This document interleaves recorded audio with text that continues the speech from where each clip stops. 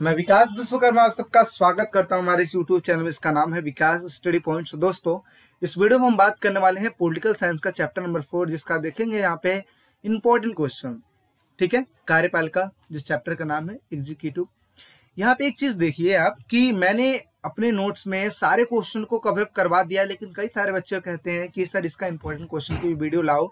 इस वजह से इसका इंपॉर्टेंट क्वेश्चन की मैं वीडियो लेके आ रहा हूँ ताकि उन बच्चों को हेल्प हो पाए। और जो न्यूली देख रहे हैं, जैसे मान लो कि जिनके पास टाइम कम है, ठीक है, पूरा नोट्स पढ़ नहीं सकते, उन बच्चों के लिए खासकर स्पेशली वीडियो बनाई जा रही है, उन बच्चों के लिए। ठीक है, बाकी आप लोग का भी रिविजन हो जाएगा। जिन बच्चों ने नोट्स पढ़ रखा है वो सारे क्वेश्चनों का जवाब दे देंगे, ऐसी कोई करने वाली बात नहीं है। ठीक है, सारे क्वेश्चन आपके सपोर्ट मटेरियल से भी लिए गए हैं और इसके अलावा नोट्स वगैरह सब चीज से लिए गए हैं। जैसे यहाँ पे अगर देखा जाए 2 नंबर के जो क्वेश्चन है, जैसे सामूहिक उत्तरदायित्व क्या आप समझते हैं, इन सारे क्वेश्चनों को हम करने वाले हैं। जैसे कि आपको पता है, नोट्स लेने के लिए आप 7011912793 पे आप मैसेज कर सकते हैं। ठीक है, और कनेक्टेड रहिए ताकि हर एक चीज आपको इन्फॉर्मेशन मिलती रहे, क्योंकि 11th के बाद अब 12th की तैयारी करनी है, अच्छे से तैयारी करनी है, कहीं भागने वाली चीज नहीं है। एकदम बेसिक टू एडवांस चीजें मैं पढ़ाऊंगा ताकि सारा चीज अच्छा। जो बच्चे लाइव क्लासेस में हमारे ज्वाइन होना चाहते हैं, ठीक है, तो 1 अप्रैल से मैं बैच स्टार्ट करने वाला हूँ। 1 अप्रैल से ऑनलाइन बैच स्टार्ट होगा। ठीक है, तो आप उसमें ज्वाइन हो सकते हैं, आप उसमें कर सकते हैं। स्टार्टिंग में जो बच्चे ज्वाइन होंगे इस चीज से, उनको काफी बढ़िया ऑफर दिया जाएगा ताकि वो मिनिमम चीज पे मैक्सिमम मार्क्स गेन कर पाए। ठीक है, चलिए स्टार्ट करते हैं। आप तो 2 नंबर के क्वेश्चन की बात करूं तो यहाँ पे देखिए, सामूहिक उत्तरदायित्व से क्या समझते हैं। दूसरा लिखा है, राष्ट्रपति एक अलंकारिक प्रधान है, स्पष्ट करो। मंत्रीगण एक साथ तैरते हैं तथा एक साथ डूबते हैं, इस कथन का क्या अर्थ है। चौथा लिखा है, राज्यपाल केंद्र सरकार के एजेंट के रूप में काम करता है। 5वां लिखा है, नौकरशाही व माध्यम है जिसके द्वारा सरकार की लोक हितकारी नीतियां जनता तक पहुंचाई जाती है। क्या आप इस कथन से सहमत हैं?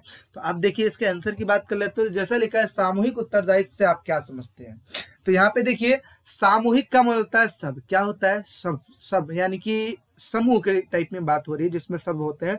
उत्तरदायित्व का मतलब होता है रिस्पॉन्सिबिलिटी। तो यहाँ पे अगर करने वाली क्या बात है, देखिए जैसे आपको पता है, एक होता है मंत्री परिषद होती है, मंत्री जिसको बोलते हैं मंत्री, मंत्रियों का एक गढ़ होता है, और मंत्रियों में से किसी एक को क्या बना दिया जाता है, प्रधानमंत्री बना दिया जाता है। ठीक है, ताकि वो इन मंत्रियों के साथ रहे और इनके बातों को भी माने। ठीक है, यानी कि परामर्श ले। ठीक, इसके अलावा आपको पता है, प्रधानमंत्री लोकसभा में बहुमत वाले दल का नेता होता है। ये सारा चीज तो आपको पता है। तो जाहिर सी बात है, ये जो मंत्री जितने भी बने हैं, किसके डायरेक्शन के हिसाब से काम करेंगे? प्रधानमंत्री के हिसाब से काम करेंगे। तो एक प्रकार की क्या है, समूह है। ठीक है, क्या है? समूह है। तो जाहिर सी बात है, एक पे अगर कोई ब्लेम उठाएगा तो वो ब्लेम दूसरे पर भी होगा, है ना। तो वो चीज है, क्योंकि एक दूसरे से मिलके काम करते हैं। तो यहाँ पे देखिए, और किसके डायरेक्शन में काम करते हैं? प्रधानमंत्री के डायरेक्शन में काम करते हैं। तो यही लिखा है कि यदि निम्न या लोकप्रिय सदन, देखिए लोकसभा को निम्न भी बोलते हैं, ठीक है, निम्न सदन भी बोलते हैं और लोकप्रिय भी बोलते हैं। ठीक है, तो यदि निम्न या लोकप्रिय सदन लोकसभा मंत्रिपरिषद के किसी भी मंत्री या सदस्य पर अविश्वास करे, यानी कि किसी मंत्री पे या फिर किसी सदस्य पर अपना अविश्वास प्रकट करता है कि हमें आप पे विश्वास नहीं है, तो उस टाइम पे क्या करना पड़ता है? उसे त्याग पत्र देना पड़ता है, यानी कि उस मंत्री को त्याग पत्र देना पड़ता है जिस मंत्री पे अविश्वास प्रस्ताव लाया गया है। यदि वह त्याग पत्र नहीं देता है तो पूरे मंत्रिपरिषद को पद त्यागना पड़ सकता है, जिसे सामूहिक उत्तरदायित्व कह सकते हैं। तो यहाँ पे देखिए, कहने वाली बात क्या है कि जैसे अविश्वास प्रस्ताव किसी एक पर भी लाया गया सदन में, और फिर जब जाके ये उस पर वोटिंग होने लगती है, ठीक है, और विपक्ष में अगर उनको वोट मिल जाता है तो एक के साथ साथ सभी को ही त्याग पत्र देना पड़ जाता है, या तो उस व्यक्ति को देना पड़ जाएगा या फिर सभी को देना पड़ जाएगा। ठीक है, चलिए ये तो हो गया हमारा पहला कि सामूहिक उत्तरदायित्व से आप क्या समझते हैं, जहां पे हमने क्या समझा, किसी मंत्री पर अविश्वास प्रस्ताव लाया जाता है, ठीक है, तो उसे त्याग पत्र देना पड़ता है। अगर वो त्याग पत्र नहीं देता है तो पूरे मंत्रिपरिषद को त्याग पत्र देना पड़ता है। इसी को सामूहिक यानी कि सभी का उत्तरदायित्व यानी कि रिस्पॉन्सिबिलिटी कहते हैं।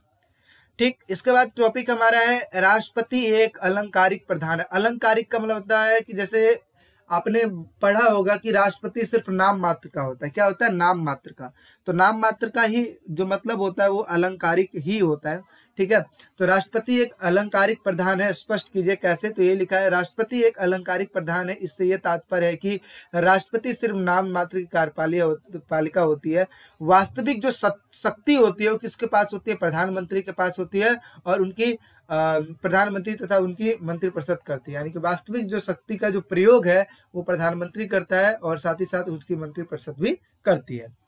और जो राष्ट्रपति होता है सिर्फ नाम मात्र का होता है, इसी वजह से इसको अलंकारिक प्रधान बोला गया है। आगे बात करते हैं, तो मंत्रीगण एक साथ तैरते हैं तथा एक साथ डूबते हैं, इस कथन का क्या अर्थ है। जैसे हमने ऊपर पढ़ा, ठीक है, यही सेम इधर भी होगा कि यदि एक मंत्री किसी प्रश्न का उत्तर न दे पाए तो प्रधानमंत्री उससे त्यागपत्र देने को कहता है। यदि वह त्यागपत्र नहीं देता है तो प्रधानमंत्री स्वयं अपना त्यागपत्र दे देता है और सरकार को गिरा देता है। इसी को बोलते हैं मंत्रीगण एक साथ तैरते हैं तथा एक साथ डूबते हैं। ठीक, चलिए नेक्स्ट बात कर लेते हैं। राज्यपाल केंद्र सरकार के एजेंट के रूप में काम करती है। तो यहाँ पे थोड़ा देखिए, जो नोट्स में मैंने पढ़ाया था कि जैसे आपको पता है केंद्र सरकार होती है और राज्य सरकार होती है, ठीक है, दो होते हैं। तो केंद्र सरकार और राज्य सरकार राज्य में काम करती है, केंद्र सरकार अपने केंद्र में काम करती है। केंद्र सरकार में जो मेन होते हैं पीएम होते हैं और इसके अलावा राष्ट्रपति होते हैं। राज्य सरकार की अगर बात करूं तो सीएम हो गए और इसके अलावा राज्यपाल हो गए। तो ये जो राज्यपाल हो गए, तो राज्यपाल को नियुक्त कौन करता है, केंद्र सरकार करती है, यानी कि राष्ट्रपति करता है। और राष्ट्रपति ये अप्रत्यक्ष विधि के द्वारा करता है ताकि ये सीएम के कामों पर क्या रख पाए, नजर रख पाए और इसी चीज को आगे राष्ट्रपति तक पहुंचा पाए। तो यही चीज है कि नियुक्त किसने किया, राष्ट्रपति किया। और क्यों किया, ताकि वो सीएम के कामों पर ध्यान रख पाए। तो एक तरीके से एजेंट ही कहलाएगा। तो इसी वजह से राष्ट्रपति केंद्र सरकार के एजेंट के रूप में काम करते हैं। आपसे क्वेश्चन पूछा गया है तो आप लिखोगे कि हाँ, क्योंकि राज्यपाल की नियुक्ति राष्ट्रपति द्वारा होती है और इसलिए संबंधित राज्य में राज्यपाल केंद्र सरकार के एजेंट के रूप में कार्य करती है। नेक्स्ट बात कर लेते हैं, नौकरशाही वह माध्यम है जिसके द्वारा सरकार की लोक हितकारी नीतियां जनता तक पहुंचाई जाती है। तो जाहिर सी बात है, कार्यपालिका दो टाइप्स की होती है। आपको ये बात पता है कि एक होती है जी स्थायी, ठीक है, तथा दूसरे की अगर मैं बात करूं तो दूसरा होता है अस्थायी। तो एक होती है स्थायी, दूसरी होती है अस्थायी। स्थायी जो होती है फिक्स, ठीक है, फिक्स होती है। फिक्स क्यों होती है जी, फिक्स इस वजह से होती है ताकि ये लंबे टाइम तक काम कर पाए और इसमें काफी पढ़े लिखों की जरूरत होती है। और अस्थायी होती है राजनीतिक कार्यपालिका। तो राजनीतिक कार्यपालिका सिर्फ डिसीजन देती है जी ये काम करना है, ऐसे काम करना है, करवाने का जो जिम्मा होता है वो नौकरशाही का होता है। तो इसी वजह से नौकरशाही भी काफी बड़ी भूमिका अदा करता है कार्यपालिका में। तो यही लिखा है कि हाँ, क्योंकि नौकरशाही सदस्य दक्ष, ठीक है, और निपुण होते हैं, यानी कि एक पढ़े लिखे होते हैं और कोई भी काम करने के लिए निपुण होते हैं। और वे राजनीतिज्ञों को नीतियां बनाने और उन्हें लागू करवाने में सहायता प्रदान करते हैं। और साथ ही साथ जैसे कि सरकार की कोई नीति होती है उसे नौकरशाही लागू करते हैं। जैसे आपने देखा कि जब कोविड था तो कोविड में प्रधानमंत्री ने क्या किया था, प्रधानमंत्री ने कहा था लॉकडाउन लगेगा। तो लॉकडाउन अब प्रधानमंत्री ने बोल तो दिया, लेकिन क्या प्रधानमंत्री खुद आके देखेगा कि कौन बाहर है कौन नहीं है? नहीं, उसका देखने का काम किसका, पुलिस वालों का है, ठीक है। तो ये डायरेक्शन जो काम करते हैं वो नौकरशाही ही करते हैं, ठीक है। ये सारा काम जो होता है ये सब का सब नौकरशाही करते हैं, ठीक है। उनके डायरेक्शनों को लागू करवाने का काम होता है नौकरशाहियों का। तो इस तरीके से 2 नंबर के इंपॉर्टेंट क्वेश्चनों की हमने बात कर ली। अब हम बात करते हैं आगे। 4 नंबर के क्वेश्चन है जो राजनीतिक कार्यपालिका, स्थायी कार्यपालिका में 4 अंतर बताइए, संसदीय कार्यपालिका की 4 विशेषताएं बताइए, और अध्यक्षात्मक सरकार में राष्ट्रपति, राज्य और सरकार दोनों का ही प्रधान होता है, कैसे, राष्ट्रपति की विशेषाधिकार लिखिए। इस चारों क्वेश्चन मोस्ट इंपोर्टेंट क्वेश्चन है, इस चीज को याद करके रखिएगा। जिन बच्चों ने मेरे नोट्स को पहले भी पढ़ा है उनके लिए तो कोई दिक्कत वाली बात नहीं, यूं कर लेंगे, चुटकी में इन क्वेश्चनों का आंसर दे देंगे। तो चलिए बात करते हैं राजनीतिक कार्यपालिका तथा स्थायी कार्यपालिका में 4 अंतर। तो यहाँ पे देखिए, एक तरफ हमने ले लिया स्थायी कार्यपालिका, अस्थायी कार्यपालिका, दूसरी ओर ले लिया हमने स्थायी कार्यपालिका। स्थायी कार्यपालिका को नौकरशाही कार्यपालिका कहते हैं, इधर राजनीतिक कार्यपालिका अस्थायी को कहते हैं। पहले की बात करें तो अस्थायी कार्यपालिका वो कार्यपालिका होती है जो स्थायी नहीं होती है तथा अर्थात हर 5 साल में बदलती रहती है। और स्थायी कार्यपालिका वह कार्यपालिका होती है जो स्थायी तौर पर कार्य करती है, अर्थात निश्चित समय तक कार्य करती है, जब तक वो रिटायर ना हो जाए तब तक वो कार्य करती है। दूसरे की बात करें तो ये परमानेंट नहीं होते हैं क्योंकि 5 साल में तो चेंज होते हैं अस्थायी कार्यपालिका, और दूसरे वाले जो स्थायी कार्यपालिका वो परमानेंट होते हैं। आगे तीसरे की बात करें तो ये 5 साल के लिए चुने जाते हैं और एक निश्चित समय के लिए चुने जाते हैं, जो भी उनका क्राइटेरिया है, जो भी रिटायरमेंट की एज होती है उस हिसाब से ये चुने जाते हैं। आगे हम मैं चौथे की बात करूं तो इसमें लिखा है कि इसमें ज़्यादा पढ़े लिखे की आवश्यकता नहीं होती है, क्योंकि अस्थायी है और इसमें ज़्यादा पढ़े लिखे की जरूरत होती है। इनमें योग्यता देखी जाती है, हुनर देखी जाती है, इन सब चीज़ों की आवश्यकता होती है। लास्ट में बात करें 5वें की, तो इसमें जैसे उदाहरण के लिए प्रधानमंत्री, मुख्यमंत्री, विधायक, राष्ट्रपति, ये सारे आ गए। और स्थायी में कौन आ गए? सिविल सेवा हो गए, सरकारी कर्मचारी हो गए, जैसे IAS PCS है ना, IAS IPS, ये बहुत सारे जो लोग होते हैं वो सारे सब के सब स्थायी में आ गए। तो जैसा कि आपको पता है कि एक डिसीजन देता है तो दूसरा उस चीज को लागू करवाता है, तो दोनों ही कहीं ना कहीं एक ही सिक्के के दो पहलू है। तो इस वजह से याद करके रखिएगा, मोस्ट इंपॉर्टेंट चीज है। नेक्स्ट बात कर लेते हैं।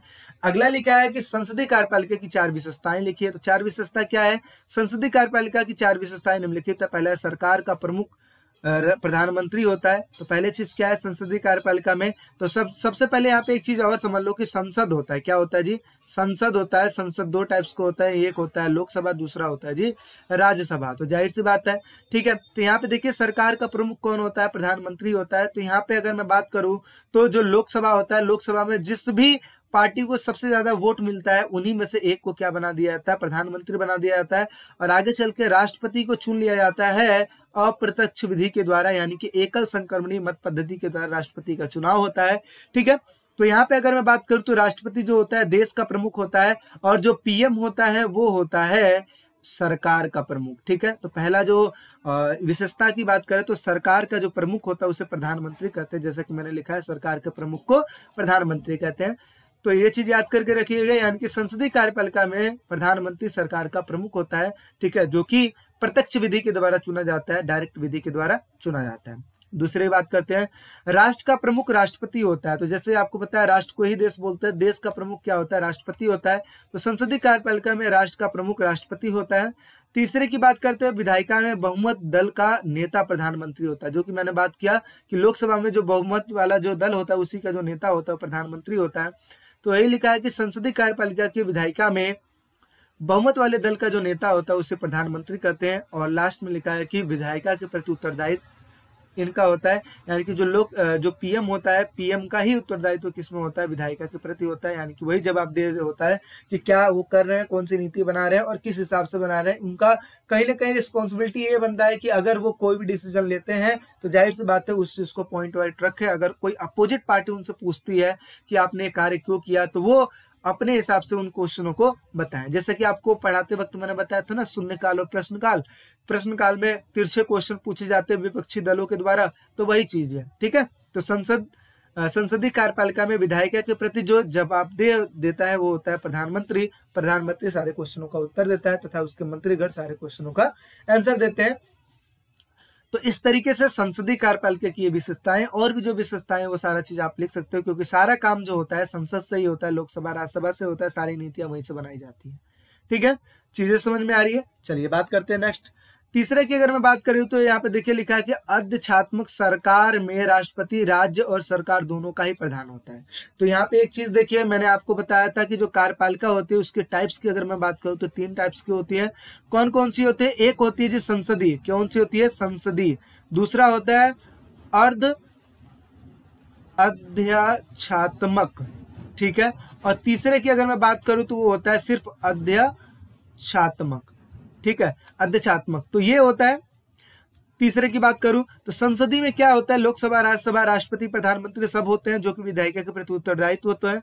अगर मैं बात करूं अर्ध अध्यक्षात्मक में, तो इसमें क्या होता है कि राष्ट्रपति भी होता है, प्रधानमंत्री भी होता है, लेकिन ये दोनों ही मिलके देश को चलाते हैं, दोनों मिलकर देश को चलाते हैं। और इसमें क्या होता है? राष्ट्रपति नाम मात्र का होता है और प्रधानमंत्री देश को चलाता है।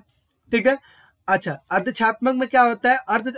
अध्यक्षात्मक में अगर मैं बात करूं तो इसमें सिर्फ और सिर्फ कौन होता है? राष्ट्रपति होता है। वही देश और सरकार दोनों का ही प्रमुख होता है। ठीक है। वही कोऑर्डिनेशन बैठाता है सभी चीजों में। तो इसमें सिर्फ और सिर्फ राष्ट्रपति ही होता है। जैसे कि अमेरिका में आप देख सकते हो, अमेरिका में सिर्फ राष्ट्रपति है। तो ये लिखा है कि अध्यक्षात्मक सरकार में राष्ट्रपति राज्य और सरकार दोनों का ही प्रधान होता है। कैसे? तो यहाँ पे देखिए इसके निम्नलिखित कारण है। जैसे अध्यक्षात्मक सरकार में देश का प्रमुख कौन होता है? राष्ट्रपति होता है। जाहिर सी बात, तो मैंने बताया देश का प्रमुख राष्ट्रपति होता है। अध्यक्षात्मक शासन प्रणाली में राष्ट्रपति सरकार का भी प्रमुख होता है। दोनों का ही प्रमुख को सरकार वही बोलते हैं।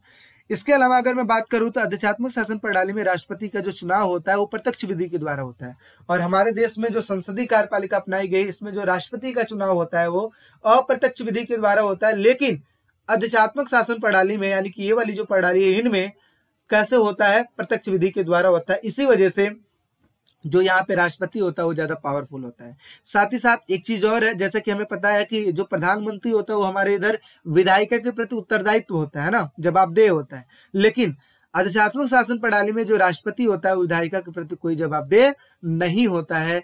तो ये चीज है, जो अध्यक्षात्मक सरकार जो होती है उनमें राष्ट्रपति राज्य और सरकार दोनों का ही प्रधान होता है। तो इस प्रकार से वो चीजें वहां पे चलती है, क्योंकि उनका जो चुनाव होता है वो प्रत्यक्ष विधि के द्वारा होता है।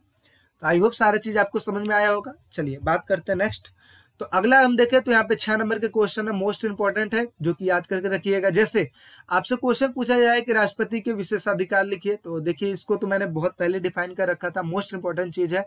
तो राष्ट्रपति के विशेषाधिकार की अगर मैं बात करूं तो यहाँ पे देखिए राष्ट्रपति के विशेषाधिकार, ऐसे अगर बात करूं तो राष्ट्रपति देश का प्रथम नागरिक है और इसके पास काफी शक्तियां भी हैं, लेकिन 3 मौकों पर राष्ट्रपति अपने विशेषाधिकार का प्रयोग करता है। जैसे प्रथम की बात करें तो राष्ट्रपति मंत्रिपरिषद के सुझाव को लौटा सकता है।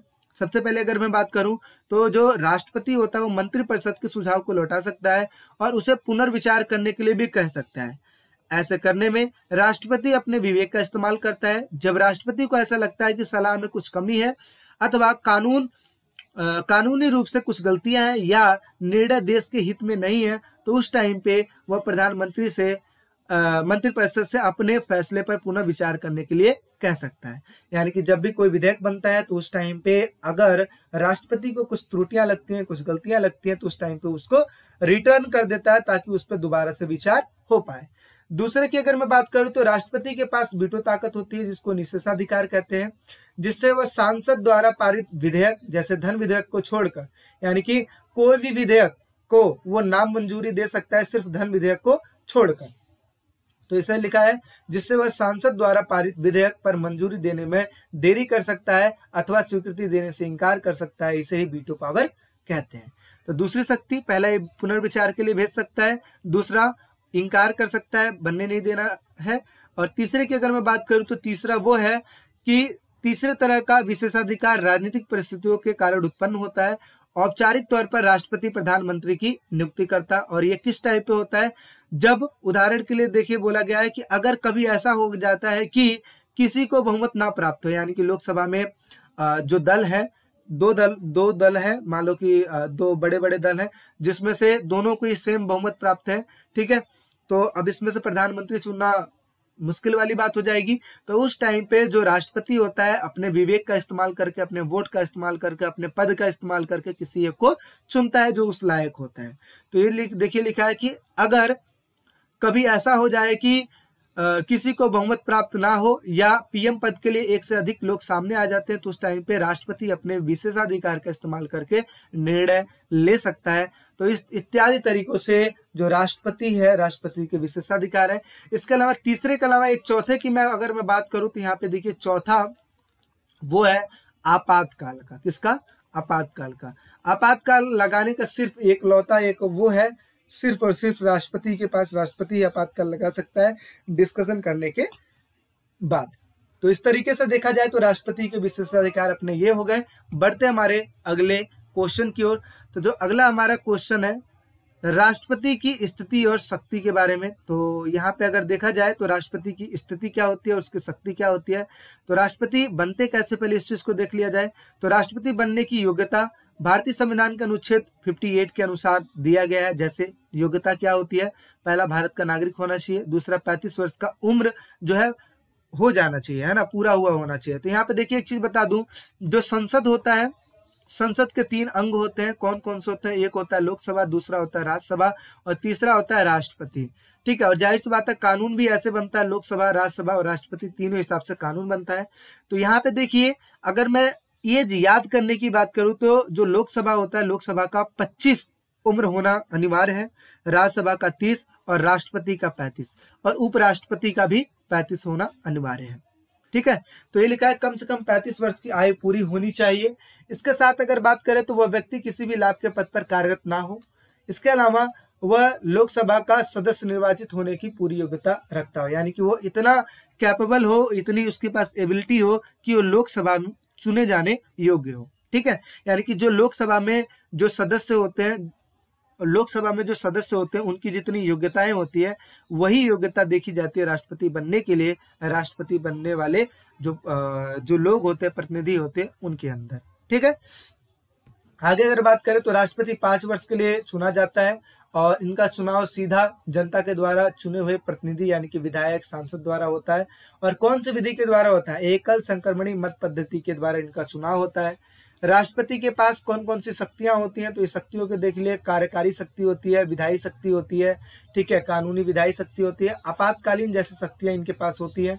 साथ ही साथ अगर बात किया जाए तो संसदीय व्यवस्था में राष्ट्रपति अपनी इन शक्ति का प्रयोग मंत्रिपरिषद की सलाह पे करते हैं, यानी कि मंत्रिपरिषद की मंजूरी लेकर अपनी इन शक्तियों का प्रयोग करता है।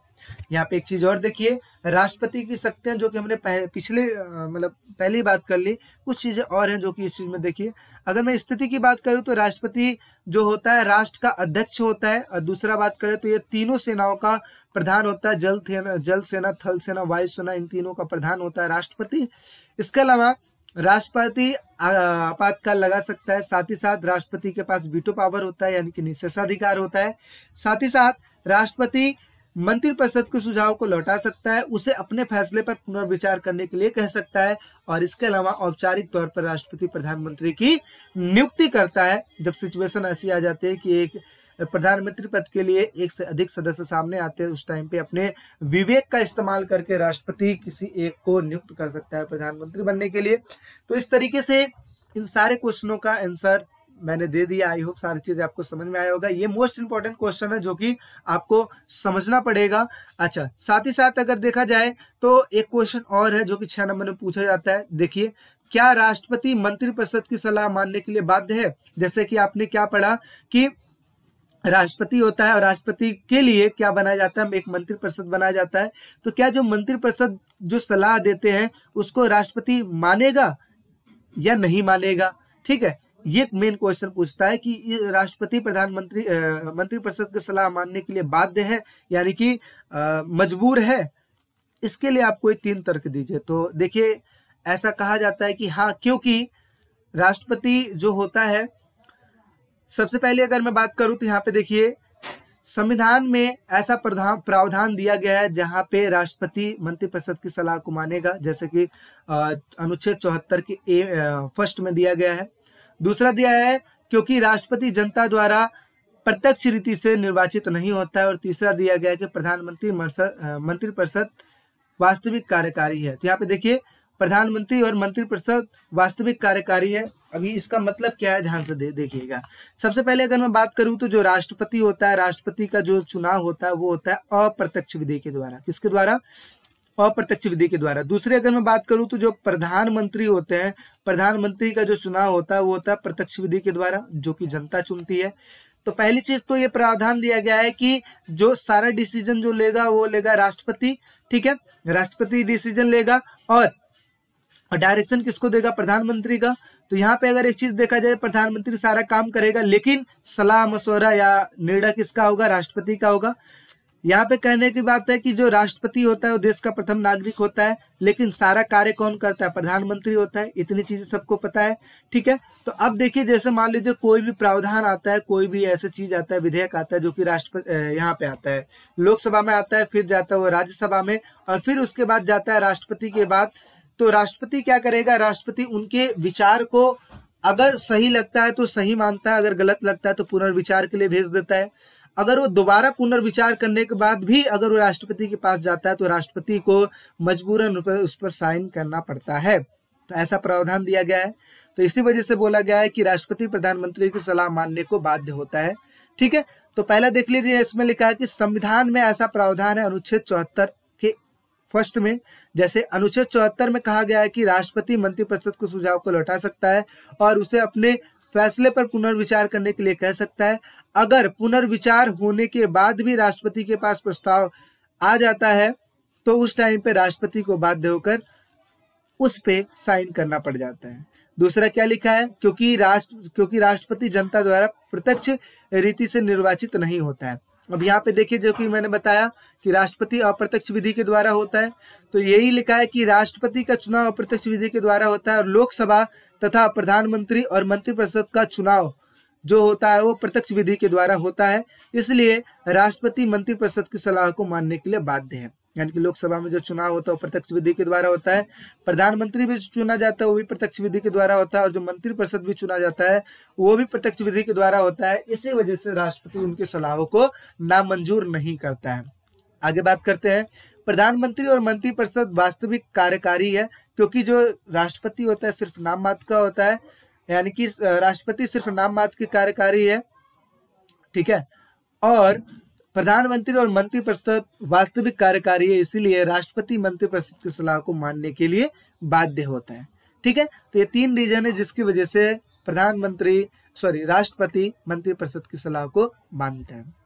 आई होप सो सारा चीज आपको समझ में आया होगा। ये सारे इंपॉर्टेंट क्वेश्चन थे ताकि आपको सारी चीजें क्लियर हो जाए और एग्जाम में अच्छे स्कोर कर पाए। एक चीज और, अगर आपके अच्छे स्कोर होते हैं, सभी बच्चों को मैं बता दूं, अगर आपके जितने भी स्कोर होते हैं आप रिजल्ट हमसे शेयर कर सकते हैं, ठीक है, कि कुल कितने मार्क्स आए हैं और आगे चल के 12th की तैयारी कैसे करनी है वो सारा चीज मैं बताऊंगा। लाइव क्लासेस में ज्वाइन होने के लिए आप हमारे व्हाट्सएप पे ज्वाइन हो जाइए, और व्हाट्सएप पे जब आप ज्वाइन हो जाएंगे तो उनमें मैं बैच बनाऊंगा कि किस हिसाब से आपको लाइव क्लासेस देनी है। बाकी मिलते हैं एक नेक्स्ट वीडियो में। अभी के लिए टेक केयर, बाय बाय, ध्यान रखिए।